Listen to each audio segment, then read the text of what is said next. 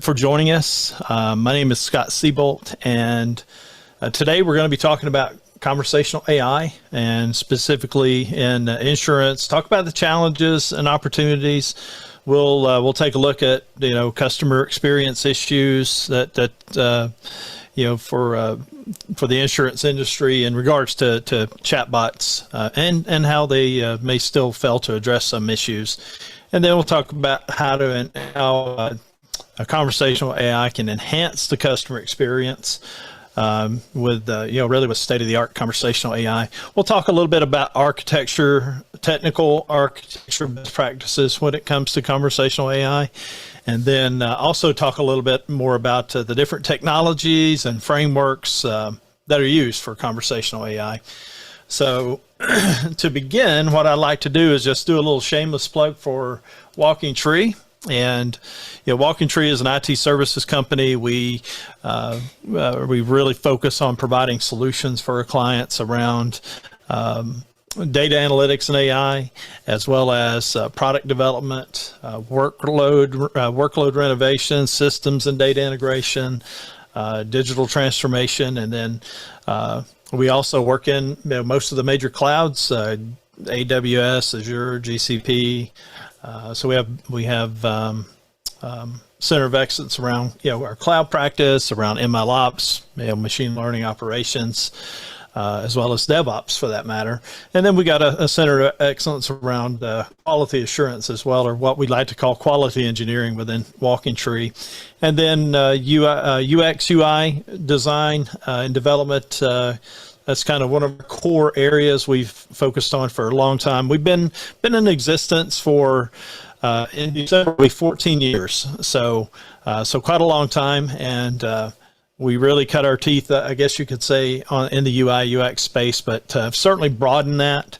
And then finally, I think, I missed one, and extended our team augmentation as well. So just to kind of give you an idea who we are, we do, as you'll see today, we've done quite a bit of work in, the AI space, and specifically around conversational AI. So what this webinar is about is just trying to share some of the things that we've learned during that time, and hopefully you learn from it, and maybe we learn something from you as well. So having said that, there's going to be 3 speakers today. I'm one of them. I'm Scott Seabolt. I'm the Chief Technology Officer at WalkingTree Technologies. Been around a long time. I still have a hard time saying I've been around over 30 years. It's still hard to believe that that's really the case, but it is. And I've worked in really all facets of software, throughout the software development lifecycle. I've been in test, I've been in development, I've been in solution architecture, system engineering, and of course now I'm the CTO here at WalkingTree. Along with me, you'll be hearing from Abhilasha Sinha, and she is a solutions architect, but she's also our data AI lead, practice lead here at WalkingTree, and she's got over 18 years of experience. She's an author, a speaker, a solution architect, and really has her core strengths are in designing and building really complex enterprise web and mobile apps.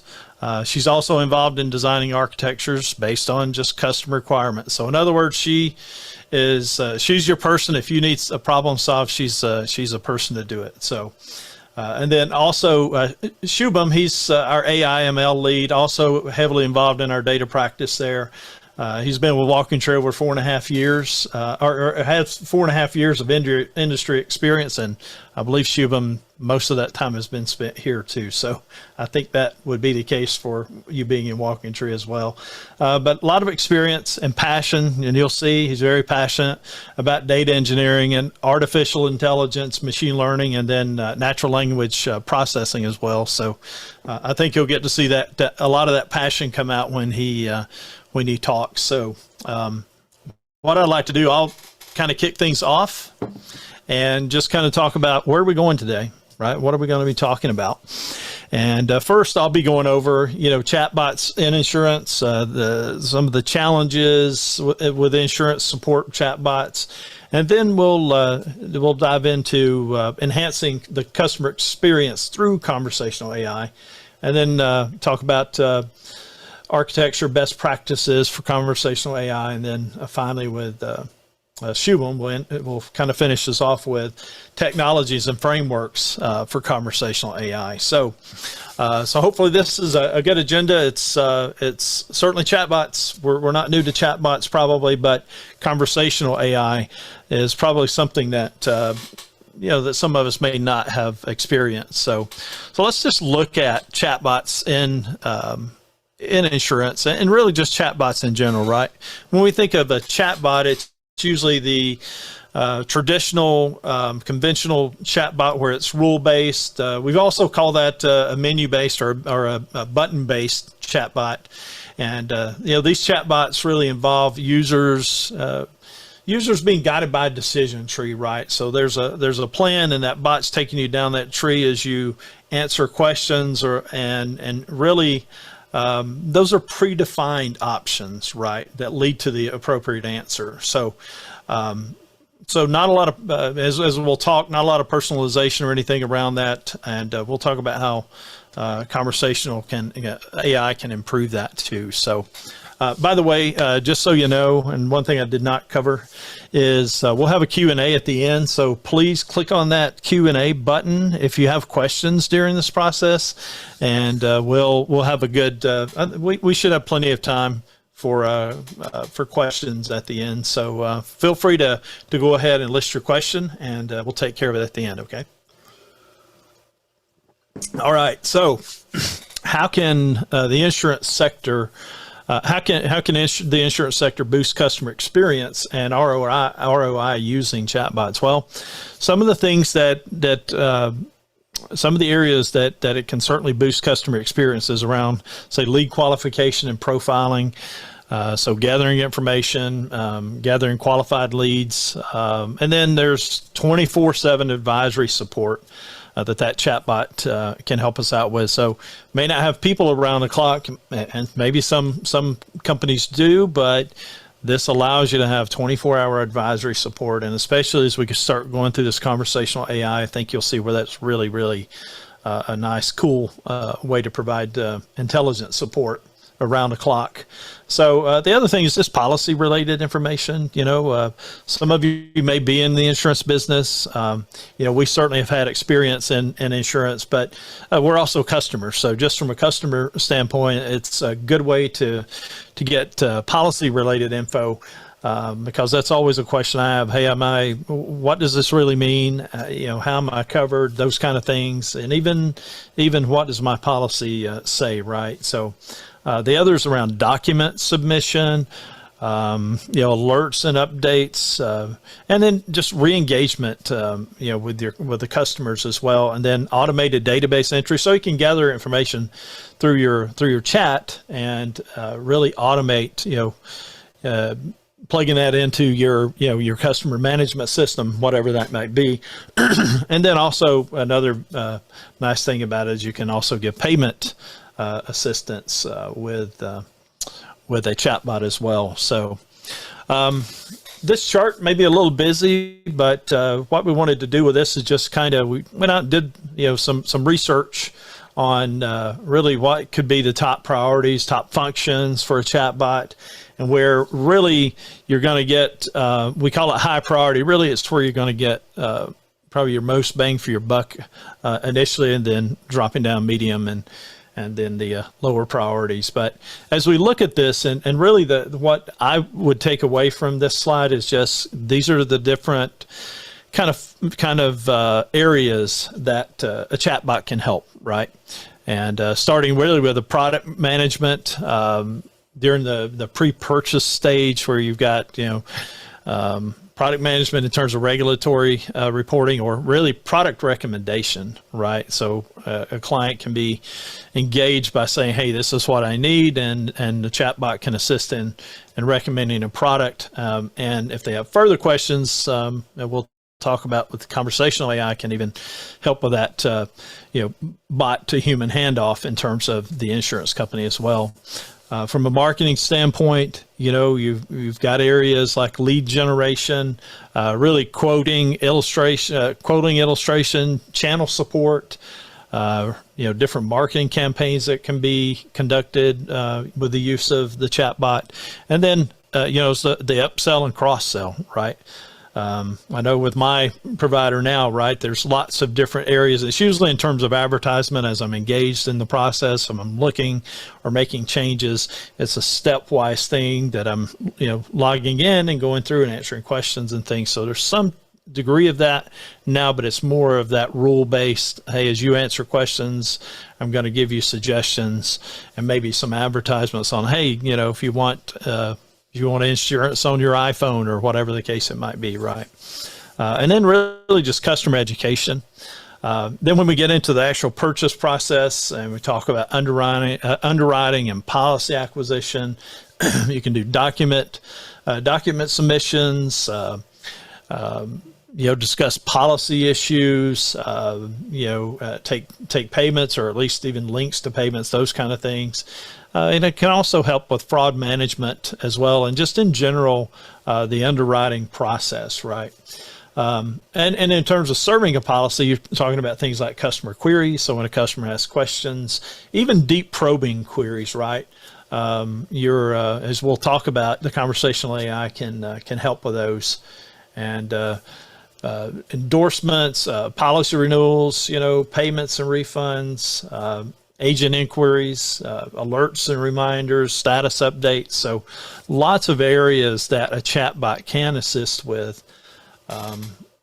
So not just a cool toy to have on your website or on your app, actually some really good functionality it can provide and customer experience that it can provide.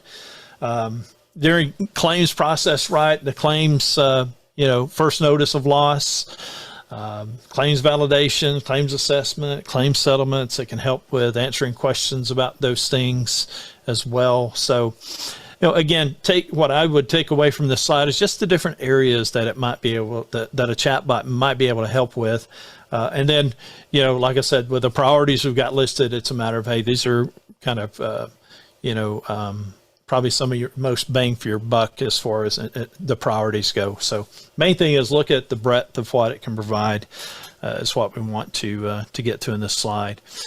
Well, that's all fine and dandy, but what are some of the challenges and really opportunities, right? So there have been challenges with some of the traditional chatbots, but I think we'll see as we talk about conversational AI, a lot of great opportunities. So I like to, I'm a glass half full kind of person anyway. So I like to talk about all the opportunities that are out there, right? So just talking in terms of CX or customer experience issues, that chatbots still kind of fail to address, and some of those are around the inability to address deep probing queries, right?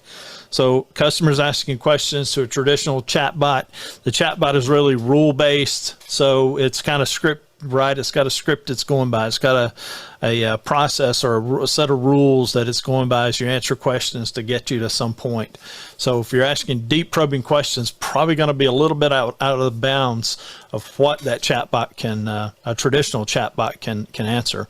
And then there's the problem with, of multi-segment specific support chatbots, right? So maybe a chatbot for different segments of your business, right? So they're talking in terms of maintaining and supporting all those different chatbots.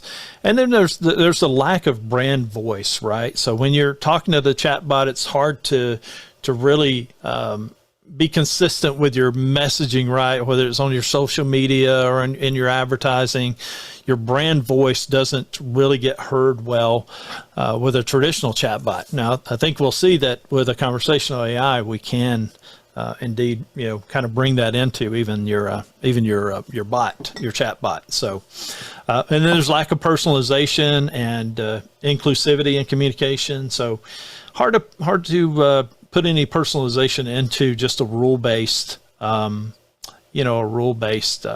chat bot. Kind of like that if you're a Star Trek fan, Data, trying to have emotion right. So trying to personalize that and that struggle. So traditional chatbots are going to struggle with that, where, as we'll see, conversational AI may be able to take care of some of that. Well, first of all, what is conversational AI?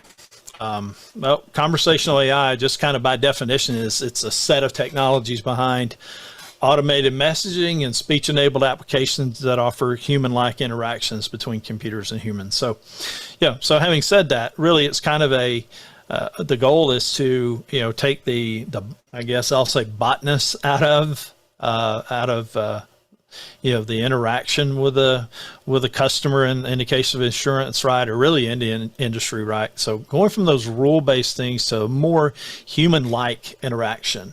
And so conversational AI, and especially nowadays, it's really gotten good about being able to really interact just like a human would. So now, in terms of conversational AI, again, can communicate like a human by recognizing either speech or text, and it understands the intent, and can decipher different languages, and it just in general responds in a way that mimics human conversation. So, and some of the keys for me is just it goes beyond just the natural language processing in terms of being able to you hear it or you see the text, but it actually understands the intent, right? And then it responds back in a way that we understand, not just a canned message, but in a way that is more conversational and human-like. Now, the difference between just, I'll say, traditional chatbots and conversational AI, the training process, for a typical chatbot, that's a predetermined conversational flow, right? And then where conversational AI is more of a natural language understanding and processing, so it kind of self-learns as well, right? So just natural language. You don't have to worry about, well, if you've ever typed in a query for anything and well, let me try this messaging, let me try to word it a different way and be very specific. Conversational AI can do a much better job on, hey, I just kind of got a question, and then it can determine, okay, I kind of understand the context of what you're saying here, and it can respond in a more intelligent or more human-like way. How about that? Commands, kind of related to that last point, in a traditional chatbot, that's only text, and conversational, it can be voice or text. And then, as I've said before, in terms of contextual awareness, keyword oriented, right? Rule-based. So again, you have to be kind of specific in what you're asking, or else you're going to get a completely off the wall answer. Whereas, conversational AI can handle multiple and very complex tasks. And in terms of scalability, a standard chatbot is not, it's not, I would say, I can't say it's not scalable, right, in terms of systems, but in terms of just functionality, how we can scale and how that chatbot can, grow. You're always going to have to manually go in and try to change those rules, change those decision trees. And whereas on the conversational AI, I would say it's more highly scalable in that it kind of does some self-learning. You don't necessarily have to, when changes are made, you don't have to go and really and do the manual updates to that decision tree. It's more of an automated and more scalable bot in that way. In terms of multi-channel support, chatbot is typically a single channel. So you've got that chatbot UI, and that's kind of where you live, right? It's kind of in that space, whereas conversational AI is more of an omni-channel. So not only can it support the web, but it can also support your voice assistant, right? Your voice assistant or a smart speaker. So it's easily integrated into the different channels as opposed to a standard chatbot. Updates, hey, any update needs reconfiguration and human intervention to be updated in terms of a traditional chatbot, whereas a conversational AI bot can self-learn on past experiences, right? And it has fast iteration cycles. And then personalization, from that standpoint, chatbots, not very personal, right? Whereas conversational AI can actually bring some of that personalization back because it's going to understand context. It's going to be able to really respond in a more personal and human-like way. In terms of management, again, a traditional chatbot is more navigational based. Remember that it's more rule based, it's more decision tree, so it's going to be navigationally focused. Whereas conversational AI is really more dialogue, it's dialogue management, really with one single utterance. So much easier to maintain in terms of changing any changes that come, any dialogue changes, so forth. The conversational AI is going to be a lot easier to manage in those terms. Well, what are the benefits of conversational AI? I think we kind of covered some of those, but let's just think about those in terms of, customer-driven benefits. Hey, it's going to give you an amazing customer support experience. You're going to have personalized guidance. Really, the barrier for communication is I hesitate to say anything is gone, but it really reduces that barrier to communication. And it's very fast and appropriate responses too, right? So this thing understands contextually what you're saying or what you're asking and can give more appropriate answers. Now, in terms of business-driven benefits, we're talking about, reduced operational time and cost, improved, customer satisfaction scores, as well as customer longevity value as well, more effective lead generation, and then your data collection and analysis becomes much more easier too, right? So you capture a lot of that more upfront than as opposed to having a human at the end trying to come over and say, okay, let me gather this information, or let me call that potential client and kind of gather that information. You can more easily gather more detailed and really you can gather good leads, right? Solid leads to business as well. So having said all that, just kind of talking in general about chatbots and a little bit of the benefits about with conversational AI, I'm going to turn it over to Abhilasha now, and she's going to talk a little bit more about what are we're going to dive a little more into the technical terms or the technical areas for conversational AI. So she's going to talk about architecture best practices for conversational AI. So with that, Abhilasha, I'll let you take over. Thank you, Scott. As we are looking at conversational AI for insurance industry today, so be it any industry and any solution, when we try to implement, we look at the best way of doing it. And I'll be covering what are the different aspects of the architecture when you're trying to decide and come up with a conversational AI platform for your enterprise. So to start with, any conversational AI platform comprises of some key components to have a proper structure and to cover all aspects of the functionality.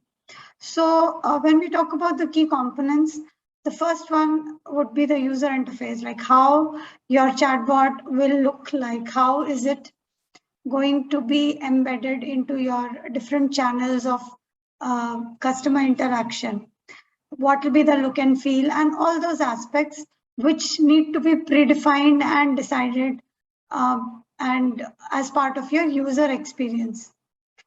Coming to the underlying technology, so when you're implementing your conversational AI, there are multiple available options for the different aspects of the technology. So be it the NLP engine or the voice support.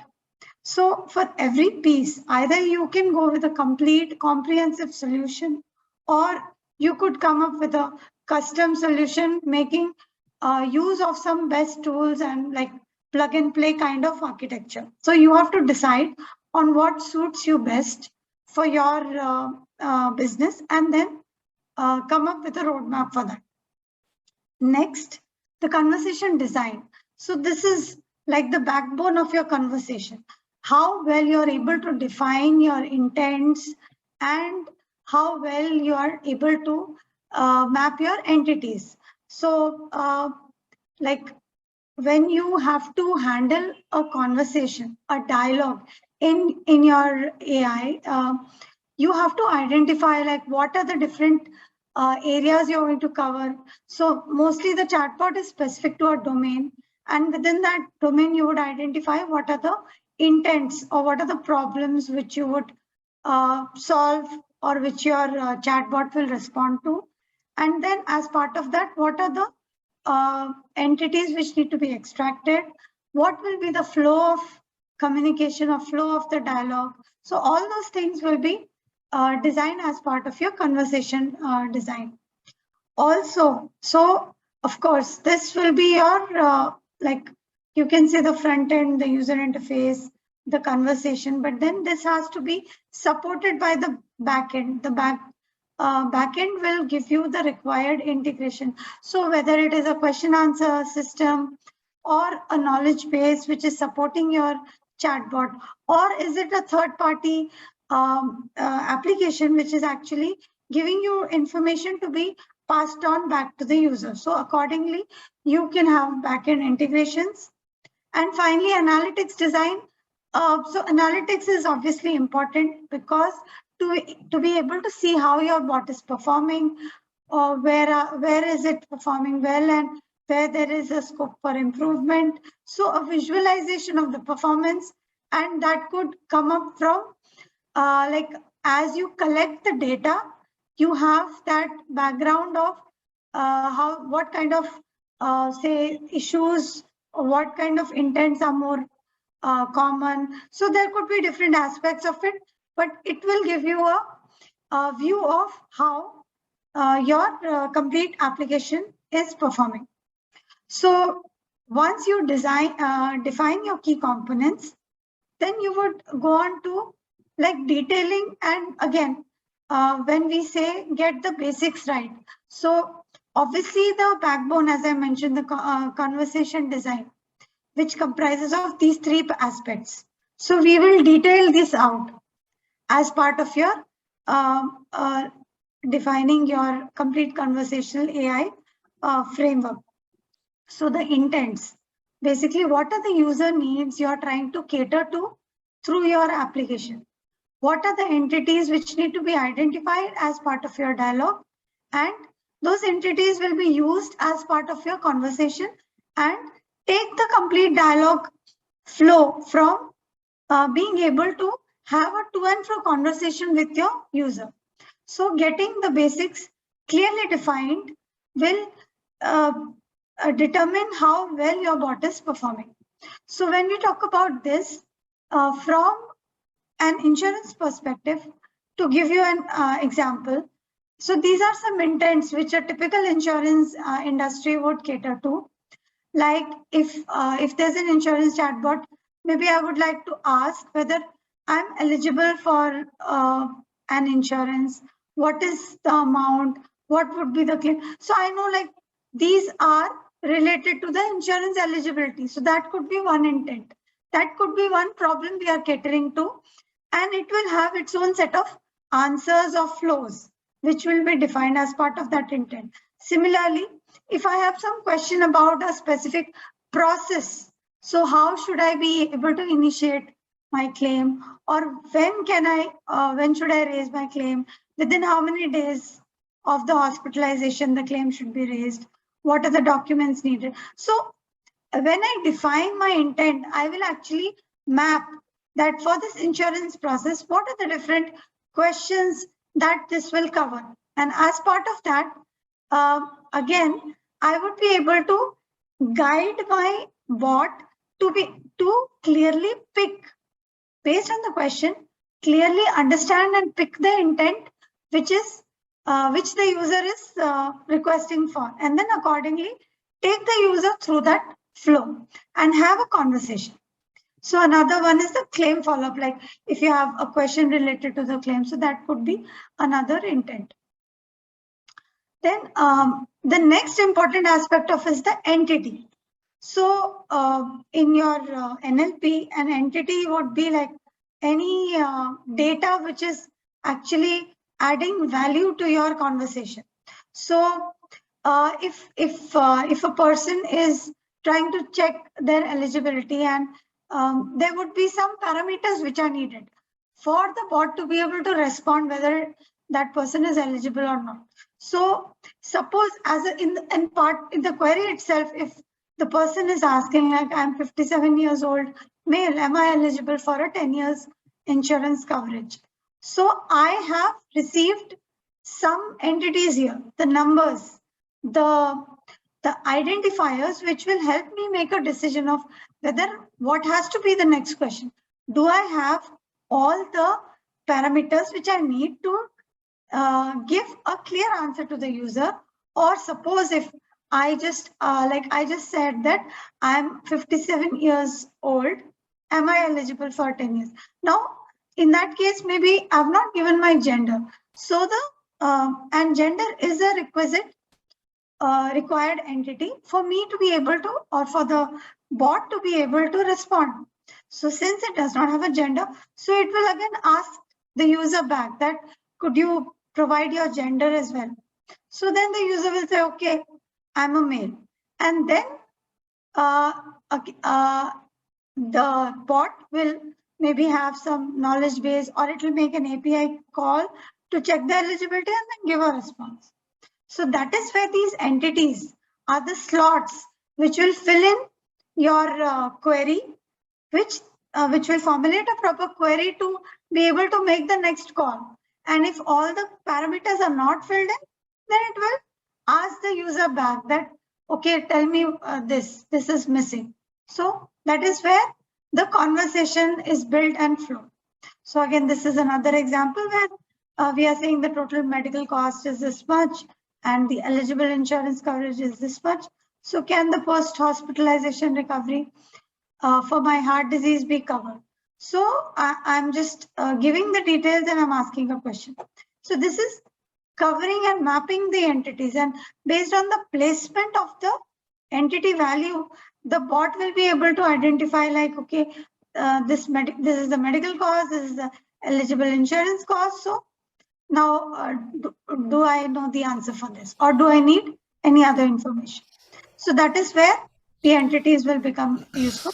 And with the help of your intents and entities, you will have a clear dialogue flow. So when we talk about a dialogue, it could be a linear or a non-linear dialogue. A linear dialogue is more of a pre-configured decision tree where it's like a very fixed set of questions which the user will answer, and then there is a definite next question. But then a non-linear one is a more adaptive one, what your conversational AI provides, wherein you give the feeling of a more human-like conversation, as Scott mentioned, right? So that is what a non-linear dialogue which we are trying to achieve by means of defining these flows, and with this AI engine behind, it will give a more to and fro human-like conversation. So another example here, so building capacity for your dialogue. So basically, if something is unknown, as I explained in the earlier example also, so if I'm giving some data, but then it doesn't cover all the aspects of what is needed for my absolute response, then I would have an intermediate question that I'm saying that I'll be raising a claim next week for a heart treatment that my doctor is going to start tomorrow. So I'm saying that I'll be raising a claim, but I'm not saying that if I'm getting hospitalized or not. So obviously the claim would only be possible if it is a hospitalization. So that's the reason the bot is again asking the user, are you going to be admitted? So that is how it is filling in the slots and getting the required information to decide the flow. So that is the basic of your conversational design. Additionally, as part of your architecture, you have to take care of the continuous improvement and learning. So the initial training of your bot will be done by either your manually prepared data sets, where you would give a usual conversation which happens at your workplace where the customer complains out of a specific pattern. So that could be your manual data set. Your automated training data set could be like all the knowledge base, the policy documents, which you can use to create an automated question answer pattern and fed into your model to train it to be able to cater to those questions. And as your bot gets into use and people start conversing with it, you should have like a well-established feedback mechanism wherein you keep a track of the prior conversations. You have a means of taking a feedback from the user, so that how was the quality of your conversation, were you satisfied or not, so that helps you feed your model to reinforcement learning and improving its conversation behavior. So feedback is another important aspect you should take care as part of your architecture. And some of the last considerations when you're defining your conversational AI, security, very, very important. Any industry, you do not want your policy documents exposed to the world. You do not want your user information being exposed. So you will have to ensure that your chatbot is like under a proper authentication channel, a user login. You have the required encryption in place. So whatever data you're saving, whether or in transit, you have it encrypted so that there is no data loss or any privacy seepage.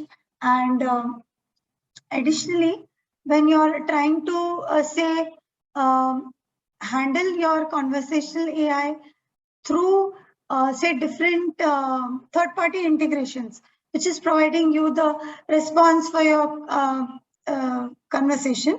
So those things should also be having a proper authentication and authorization mechanism in order to avoid any loss of data and any unauthorized access. Also, like in order to avoid or protect against any DDoS attacks. So any robots like trying to attack. So you could have a mechanism to detect like if the typing is too fast and whether it is human-like or not, just to be wary of the fact that there is no unwanted attack into your system. So security aspect always has to be your top priority. Also, when you're defining your bot, so you should always try to separate it from the channels. It should be an independent component which can go and sit into any of your channels. So be it your mobile app, be it your website, your web app, wherever it is, maybe your Facebook page or your WhatsApp. So you should be able to integrate the same bot wherever you want your users to be able to reach you, without being making it too tightly integrated with a specific channel. And that also helps you to have a multi-channel context approach. So what you mean by that is, like, suppose as a user I'm using or I'm talking to my like support bot on a web, and I move to my mobile because I'm on the go. So my same conversation should flow through. So it should be a seamless omni-channel experience, and I should be able to have the feeling of a same application across channels. Finally, it has to allow integration with your existing applications, any third-party application which you would want to integrate. So that capability is again very important as part of your design. And finally, analytics, cognitive and IoT services. So your behavior analysis of your chatbot data and being able to integrate with your IoT and cognitive services should be available, and your bot should be extensible enough to support that. So to give you a view of the like the overall architecture, so here is a sample architecture where you see the user interface here, which is where your user will interact with your bot. It could be through text or voice, and this would be handled by your design component or your design flow, wherein this design flow will interact with your NLP engine, your question answer engine, and your NLP engine is what will have your intents defined, your entity extractor. So this will work on the data which is coming in from the user, take the necessary action, whether it is an immediate next like next sequence of flow, or whether you have all the data and you want to make an API call. So you would make an API call, and the API call would again go on to some external API, which could be like a REST API with a standard get, put, post kind of request. So suppose if I have an enterprise chatbot, which enables the user to create a request on the go. So it could be like I give my problem and I say that, could you please raise a request for me on, say, Jira? So your bot is integrated with Jira, and it immediately it posts a request with the content which you have provided. So it would give a end-to-end seamless experience, and I send back the request number to the user. Now, if I want to check the status of a request, it could be a get call. So accordingly, it is all getting from the backend services and any third-party applications, and then preparing the response based on the different templates which are designed, and then formulating a proper response, also keeping track of the context. So obviously, as you are in a conversation, you should not lose the context of the previously answered questions, and have the flow as you proceed in your conversation. So that is what your NLP engine and your design flow will enable, and have a seamless experience to the end user. So as we get on to defining our architecture, now we would look at the technologies and the frameworks which conversational AI provides. And there are multiple options, and you have different cloud related options, like you have an AWS, Amazon Lex, or Azure Microsoft bot framework. There is an IBM Watson. So these are all cloud specific options. Then you have Dialogflow, which is a more closed option provided by Google, which has its own flavor of ES and CX. And Rasa is another very mature and well-structured product, which has its open source NLP engine, and it also has like a paid version on enterprise, Rasa X, which is a much more comprehensive solution to design your conversational AI experience. So using these frameworks, in fact, you can have a plug and play. You can have a custom framework designed for your requirements. So you can come up with that decision, and to come up with that decision, you can take care of like the different aspects of how the different frameworks are providing the different capabilities, like how you define your intents and entities, how interactive graphically or natively your dialogue node management is, what is the ML engine powering your framework, what is the efficiency of that and capability of that, how it is hosted, what is the cost associated if it is a cloud hosted or like a provided solution. Then what is its NLU API capability? What are the different already available integrated applications? And what is the level of scaling it provides? So depending on the different aspects, you can make a choice of which framework suits you, and accordingly you can go with it, keeping the practices in mind.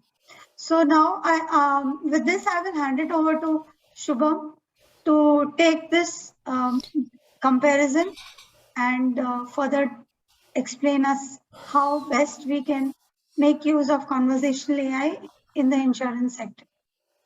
Thanks, Over to Alasha, you, for your Shubham. time. Yeah. And Shubham, just say a quick note too. It's about 12. It's about 17 after the hour. So we have about 13 minutes. So Sure. just make sure we leave a couple minutes for questions. Sure. I'll be done in 10 minutes max.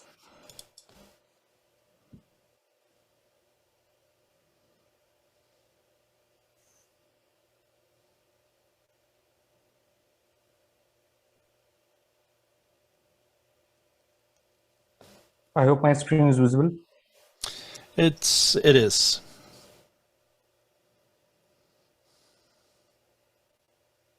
It's rendering slowly.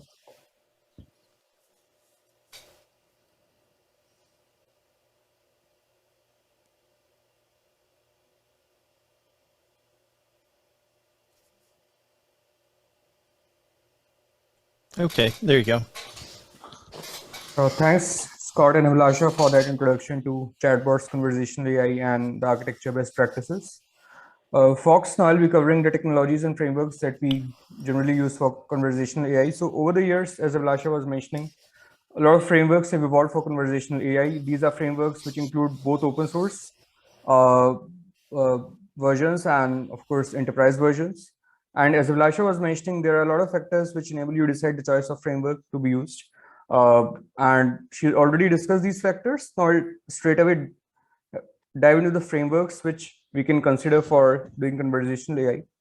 So of course, based on each of the factor, you can make a decision. There are people who want to have the custom capability with themselves. Say they don't want to go for a fully closed source solution. So for example, those people would not prefer going for, say, IBM Watson or Amazon Lex or say Google's Dialogflow. So what I've shown you here is 8 different conversational AI frameworks, starting with IBM Watson Assistant, followed by Lex, Imagine Lex, followed by Microsoft Azure, language understanding, followed by Microsoft Power, Virtual Agent, then Rasa, Cisco MindMeld, and then 2 versions of Dialogflow, both Essentials and Customer Experience version, and then NVIDIA's Jarvis.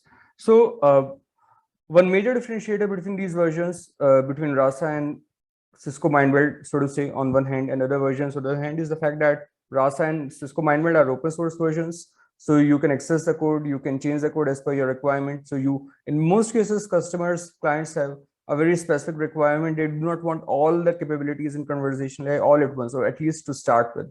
They want to test it out, get confident, and then move ahead. So for that, it's not needed to go for versions which would really give you all the capability, because they also cost that much. So for example, if there is something, if you have very basic conversations, if you, for example, are just interested in FAQ, you don't have multi-turn conversations, you don't have conversations where you have to consider a lot of context at every statement, there is no reason that you should go for, say, Google Dialogflow customer experience edition. You can, say, make do with just Essentials edition. Similarly with other versions, there are versions depending on the developer's choice. Certain versions are more preferred than others, because that part is the development side of the chatbots. For example, there are versions which enable you to visually and graphically connect your different nodes. So for example, Dialogflow customer edition version enables you to connect different components of your chatbot, or rather sub chatbots, as part of a visually connected graph, as part of a visual graph. It is easier for you to visualize and also do the necessary connection. Whereas if you go by go by the Essentials version, you don't have that facility. You'll have to do it using native code. Similarly, whether you want to host it on a cloud or whether you want to install it on a system of your choice will also be a differentiating factor, because of course, if you are not using an open source version, if you are using something which is provided by a cloud provider, which is given by a cloud provider, then you got to host it on their environment. So you can't use Dialogflow on your system, or you can't use, for example, Amazon Lex on your system. You'll have to use the respective cloud versions provided by them, the instances provided by them.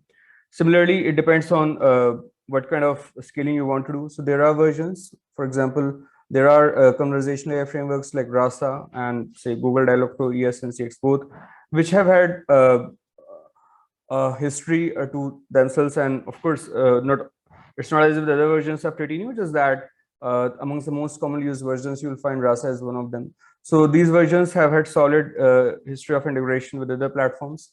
And when you want to scale it, they already enable you to do the scaling quite properly. Of course, it also matches with other technologies which they support. For example, you have Kubernetes, which is by Google, and of course, Dialogflow is also by Google. So that pitches in perfectly. So the choice of conversational AI framework is dictated by a couple of parameters. First of all, from the customer experience standpoint, what do you want? If you're just interested in a very basic conversation, well, you might as well go for Rasa or Dialogflow Essentials. Or if you want a more complex, go for Dialogflow customer experience, or maybe go for certain cases, go for maybe IBM Watson. It's quite popular. If you want to keep it open source, if you want to use an open source version, just contribute to it at per as your requirement. Better go for Rasa or Cisco Mindmeld. Now, it also depends. So if you have to choose between Rasa and Cisco Mindmeld, well, see what kind of intents you have. If you want to configure multiple intents per query, better go for Rasa. Also, if you, for example, are a person who want to do it quickly, don't have time to spend a lot of it and going through documentation, which is not so well out there, better go for Rasa maybe, because Rasa's documentation is much more organized, and Rasa has an entire community. So the entire discussion is quite robust there. Having said that, these conversational AI frameworks have their own set of challenges, and these set of challenges are not so much in the same recipe as was the difference between chatbots, rule-based chatbots, and conversational AI chatbots.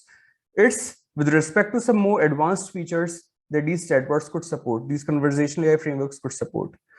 Of course, most of the frameworks are closed source. That means you can't access the code, you can't change the code. What you will do in most of these cases, these are kind of black box. So you will take your input, you will configure your intents, configure your actions based on those intents, etc.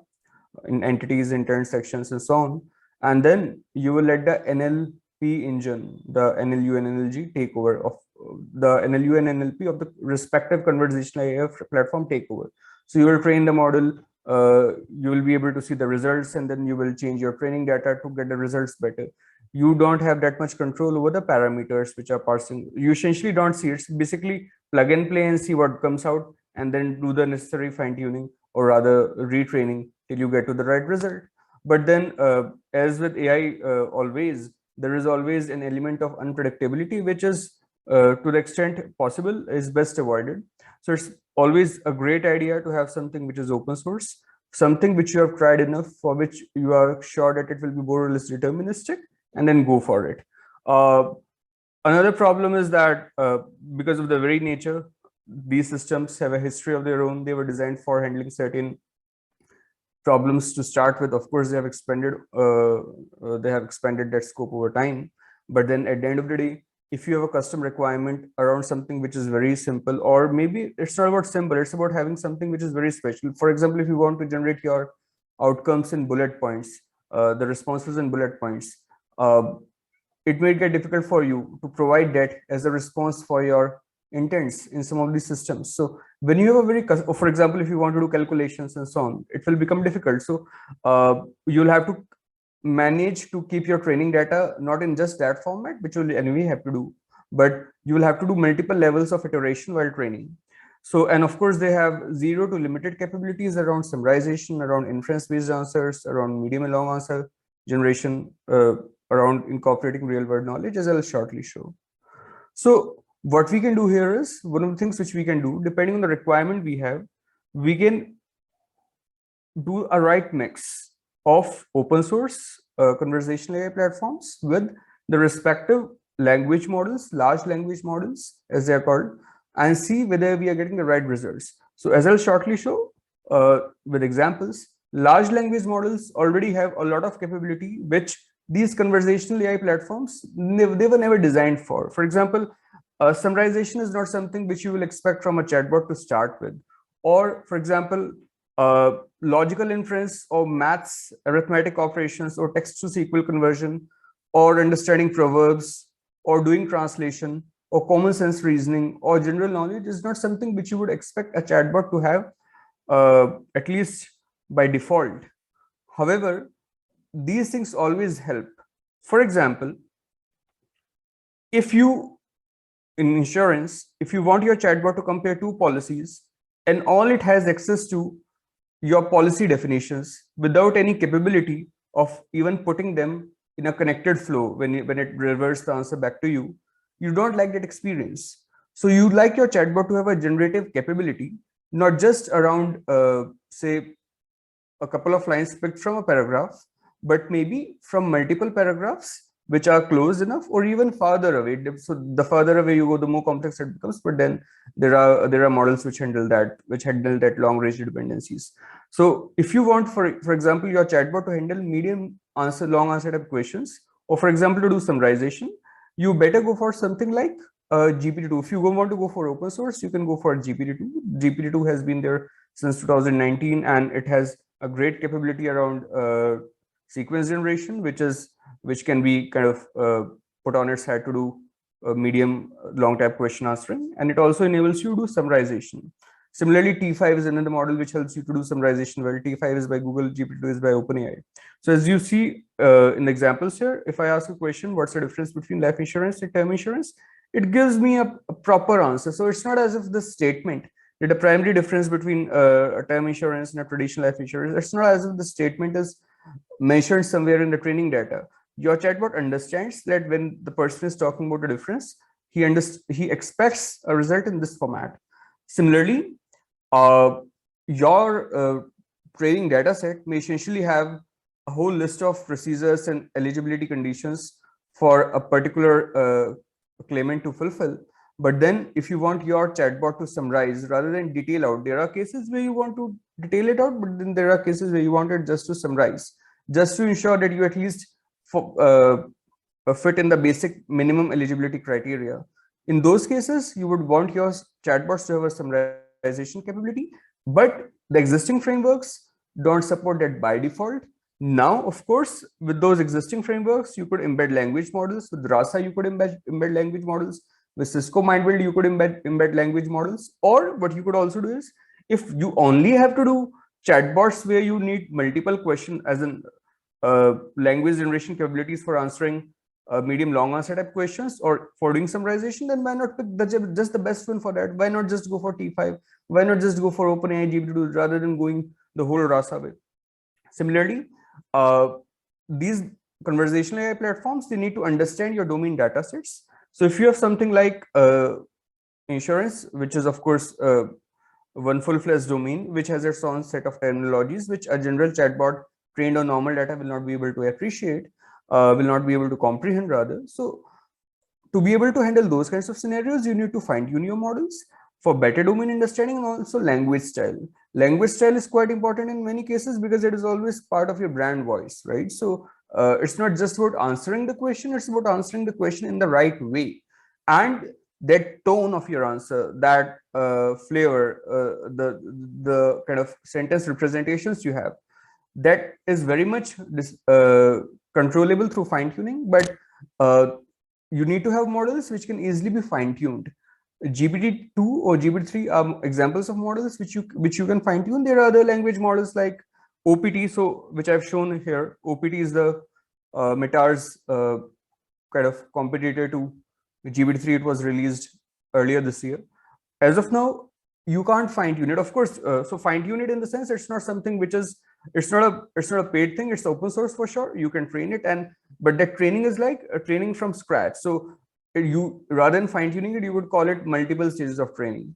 But yes, there are models like GPT-3 which are more complex, which can be fine-tuned also in the proper sense of the term. So if you want to do more complex things, which a chatbot may have to do, of course, your chatbots have to do entity recognition, they have to do intent classification. For that, you could use the standard frameworks, or you could make use of GPT-3 or other language models also. So there are cases where you want a single model to take care of multiple requirements rather than going for different frameworks. So why not go for a model which one or more models individually, as in one requirement, one model, another requirement, another model, depending on your use case, which handle all those requirements together. So GPT-3 is one example of them. Google this year only released Palm model, which is again a very good match for GPT-3. But well, on Palm there are not so many applications as there are on GPT-3. So Palm is more recent in that context. If you want to do, for example, inference, if you want to compare two policies, in the sense that which is better and so on. So better is subjective, it depends from person to person. But when I talk about the inference capabilities or say arithmetic capabilities, so they are in two contexts. One is your language models like GPT-3 can help you do text to SQL conversion.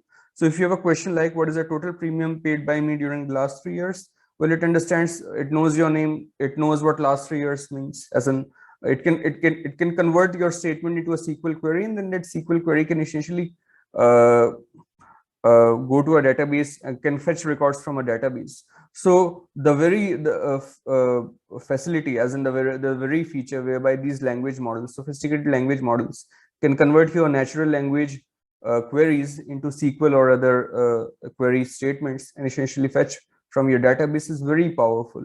And this is something for which you will have to actually, this is not something for which you provide intent and entities, right?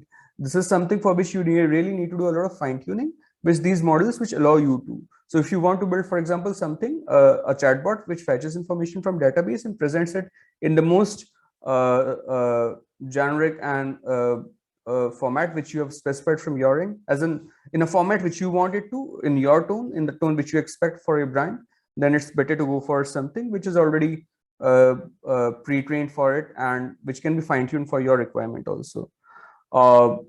So as I just mentioned, so there are cases where, for example, it's not about just a domain experience, it's also about other attributes where you want to do fine-tuning. For example, as I mentioned earlier, if you want your model to, for example, return the output in a certain format, like in the form of bullet points. So if you ask, for example, any model, tell me about why I should choose insurance, this insurance or that insurance.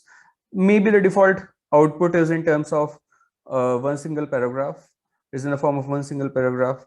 However, if you want it to answer in bullet points anyhow by design, you better fine-tune your model that way. So essentially content is same, but presentation is different. So that style becomes an important factor in fine-tuning. Simultaneously, even with short answer type questions, it's not necessary that you have to rely on the full stack to get it done. For example, if all you want is answering is having short answer type questions answered for you, you may as well go for BERT, provided you have the required training data available with you.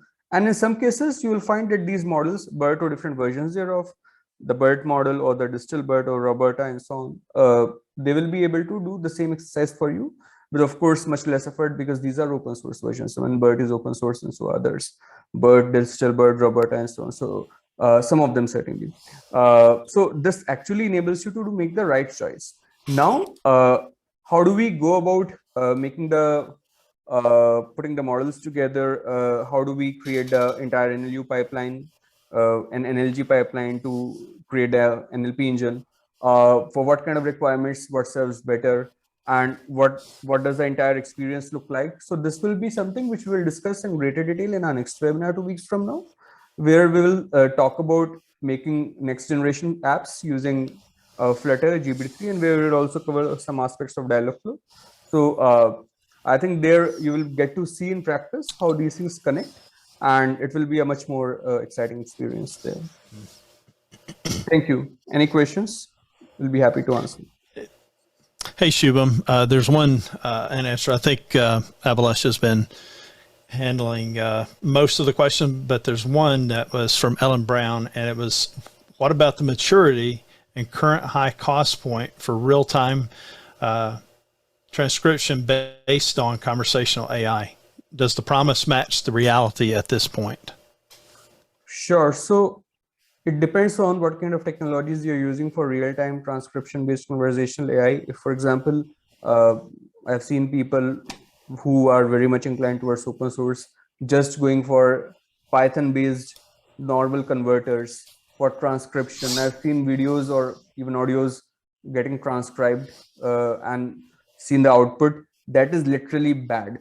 So in most cases, so if you, for example, stick to very basic technologies just in the name of open source, I think it's better to change the plan, as in to change the strategy, because in this case, your training data is in a very different format than what your input is. Your input is anyway not getting delineated cleanly, is not getting even connected properly, even grammatically always so well, because if your speech is not transcribed well, where are those spaces which should be detected? You don't know, as in if the problem is with the software. So what I would answer to that is, as regards real-time transcription based conversational AI, the better thing is to go for, in this particular case, when you're talking about speech, better go for a certain choice like say NVIDIA, Jarvis, which actually is quite great there, or go for example, Google speech recognition, essentially paid solutions to that,